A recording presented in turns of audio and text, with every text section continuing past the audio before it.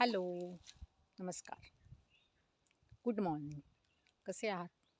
माझे व्हिडिओ बघताय ना? आज मी आले आमच्या हापूस आंब्याच्या बागेत. म्हणजे इथे त्याला कलमाच्या बागेत असं म्हणतो आम्ही. कलमाच्या सगळ्यांना समजेलच असं नाही, म्हणून हापूस आंब्याच्या बागेत.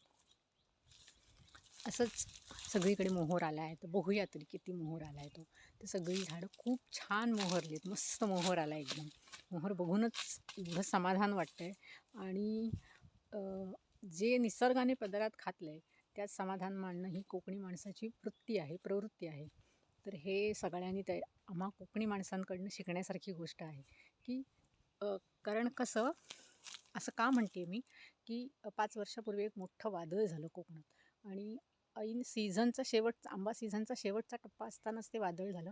त्याच्यामुळे कितीतरी शेतकऱ्यांचं, आमच्या सकट भरपूर शेतकऱ्यांचं भरपूर नुकसान झालं. झाडावरचा आंबा पडून गेला, कितीतरी झाडं मोडली, खूप नुकसान. आंबा पडून गेला हे त्या सीझनपुरतं नुकसान झालं, पण झाडं मोडून गेली हे कायमस्वरूपी नुकसान झालं. तरीसुद्धा कोकणी शेतकऱ्याने काही हार मानलेली नाही. ज्यांच्या पूर्ण बागाच्या बागा उद्ध्वस्त झाल्या त्यांनी त्या जागी परत दुसऱ्या बागा उभ्या केल्या. आमचं स्वतःचं वैयक्तिक खूप आंबा पडून गेला, पण ठीक आहे. आता ते वादळ ही नैसर्गिक गोष्ट आहे, तर त्याच्यासाठी रडत बसून काय त्याच्यातून निष्पन्न काही होणार नाही आहे. त्याच्यामुळे म्हणूनच म्हणते मी की जे निसर्गाने आपल्या पदरात घातलं आहे त्यात समाधान मानायचं हे कोकणी माणसाकडनं शिकण्यासारखं आहे प्रत्येकाने. आणि मीही कोकणातलीच आहे, त्याच्यामुळे ह्या गोष्टीचा मला सार्थ अभिमान आहे की मी कोकणातली आहे आणि आम्ही जे काय आम्हाला निसर्ग देतो त्यात आम्ही समाधानी असतो. तर त्या मनाने, त्या वृत्तीनुसार हा मोहोर बघूनच इतकं छान वाटते. खूप छान बागा मोहरल्या आहेत सगळीकडे भरपूर मोहोर लागला आहे. त्याचा खूप छान वास येतो आहे त्या मोहराचा. आणि ही बाग फिरत असताना मला हे दिसलं इथे. ही 2 झाडं आहेत छोटी छोटी.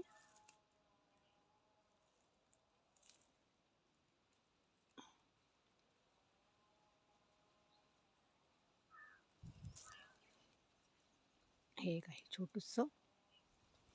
तर आमच्या इथल्या स्थानिक भाषेत त्याला म्हणतात बांद असं म्हणतात, आणि रत्नागिरी साईडला त्याला बाणगुळ असं म्हणतात. आणि सगळ्यांना समजेल अशा पुलंच्या भाषेत सांगायचं तर पॅरासाईट म्हणजे परोपजीवी, दुसऱ्या झाडावर वाढणारं झाड. आता ही झाडं झाडप्रेमी किंवा निसर्गप्रेमी लोकांच्या भाषेत ह्याचं नाव सांगायचं तर ते आहे ऑर्किड. ही ऑर्किडची झाडं आहेत सगळी.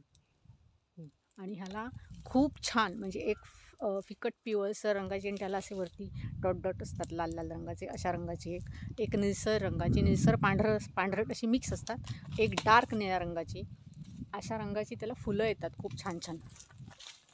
पण आमच्यासाठी ह्या त्रासदायक वनस्पती आहेत. आता हे जरी ऑर्किड असलं तरी आम्हा आंबा बागायतदारांसाठी हे त्रासदायक आहे. का तर ते आमच्या हापूसच्या झाडाला त्रासदायक आहे.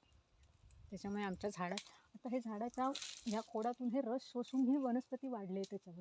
त्याच्यामुळे हापूसच्या झाडाचा जो रस आहे तीही झाडं शोषत आहेत. त्याच्यामुळे मग पुढे आता जो मोहोर आला आहे त्यांच्यापर्यंत रस ह्या झाडांनी जो शोषला जातो आहे त्याच्यामुळे त्यांच्यापर्यंत तो कमी पोचणार आहे. त्याच्यामुळे हे त्रासदायक आहे आमच्यासाठी. मग आता हा मोहोर फुलला की ह्याला एकदम छोटी छोटी फळं लागतात. त्याला इथे कणी असं म्हणतात.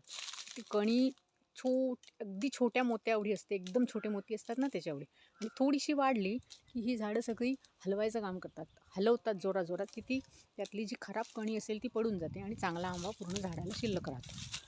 तर बऱ्याच वेळेला हे काम करताना ही ऑर्किडची झाडं काढून टाकली जातात. आता बरेच जण म्हणतील ऑर्किड आहेत ती का काढता तुम्ही? तर आम्ही काही ऑर्किडची शेती करत नाही आहोत, आम्ही शेती करतो आहे हापूसची. त्याच्यामुळे त्या हापूसच्या झाडासाठी त्या ऑर्किड त्रासदायक आहे, तर ते काढून टाकलं जातं. तरीही लांबच्या फांदीवरची किंवा जिथे हात पोचत नाही अशी जी आहेत ती वाचतात त्यातून, आणि त्याला खूप छान अशी फुलं लागतात पावसात.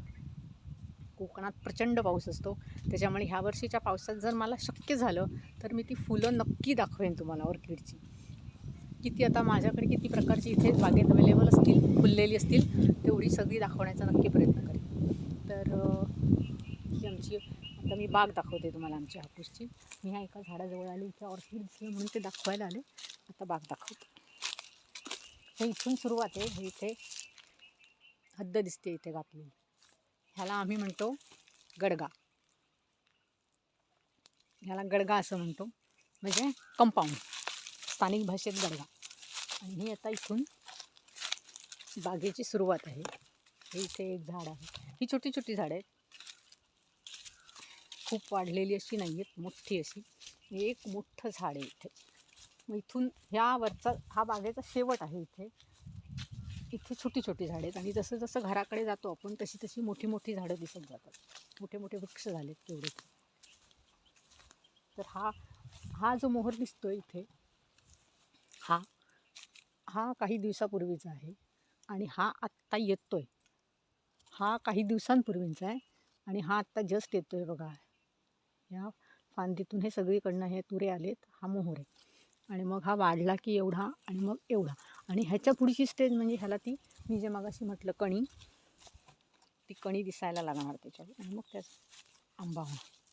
आता ह्या वर्षीचा हा मोहर बघून ह्या वर्षी सीझन आंब्याचं छानच असेल असं वाटतंय. होऊया, निसर्ग कृपा करेलच आणि जे काय पदरात टाकेल त्याच्यावर आम्ही आनंदात असू.